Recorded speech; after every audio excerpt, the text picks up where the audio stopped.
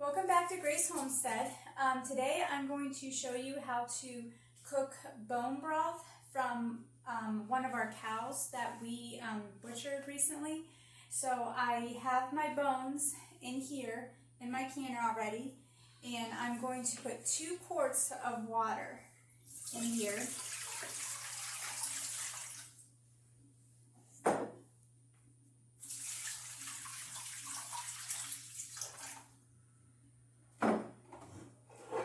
And then I'm going to put my lid on here, and I am going to pressure cook this down. I'm going to want to get it up to 10 pounds of pressure, and you're going to want to have this on 10 pounds of pressure for 90 minutes, which is an hour and a half. And then I'm going to show you how to can the bone broth and everything like that today. So we'll be right back here in just a couple minutes when the steam is coming out of right here. Okay, so the steam is coming out of here really good. So I'm going to put my knocker on here, and I'm going to watch this build up to 10 pounds of pressure. So I'll come back here in just a couple minutes once it gets up to there to show you what the next step is.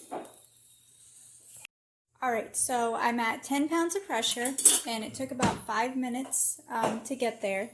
So now I'm going to set my timer for an hour and a half, and I'm going to turn my knob down, my temperature down slowly. So you don't want to do it too fast. And then you want to try to keep it at 10 pounds of pressure for the next hour and a half. And I will be back and show you once this is finished and cooled down what it looks like inside the canner after it's all done. Alright, so the temperature has went down, and my piece right here has went down to let me know that there's no more pressure left in the canner. So we're safe to take the lid off now. And you always want to open the lid away from you, like this, so that all the steam goes in that direction and not towards you, just to be on the safe side, because you don't want to get burnt doing this. But let me show you what this all looks like here, all pressure cooked down. And I cooked this for an hour and a half, so this is what it all looks like. And now I am going to separate the bones and the meat and the fat and all from it, and put the broth in pint-sized mason jars. You can use quarts, but I'm going to use pints this time. But once I get that all separated and finished, I will show you what that all looks like before I start my canning process. Alright, so we are finally on the last step of this process. So I have my jars filled with the bone broth. And next I'm going to take a half a teaspoon of salt and put it into the jars.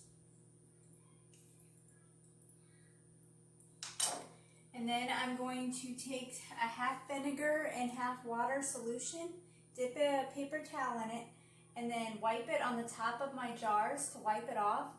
And it just sterilizes the top of the lids really good, and then it helps it to seal.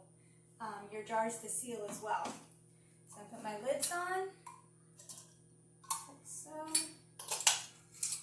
Screw on the rings. That one a little too tight. Screw in my canner, and then put them in my canner, and I'm going to put two quarts of water in here.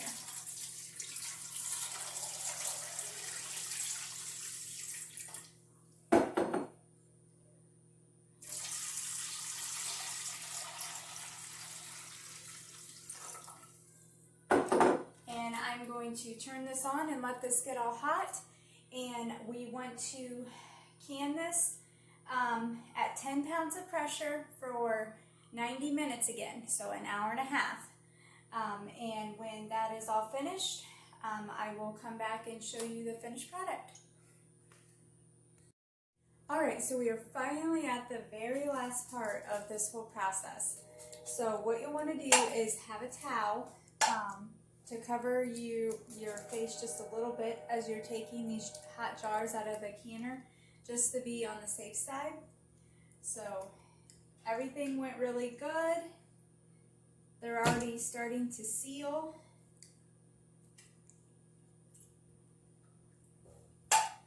And there you have it. 8 beautiful jars of beef bone broth. I hope that you found this video helpful, and hit the like and subscribe button, and we'll see you next time. Thanks for joining us.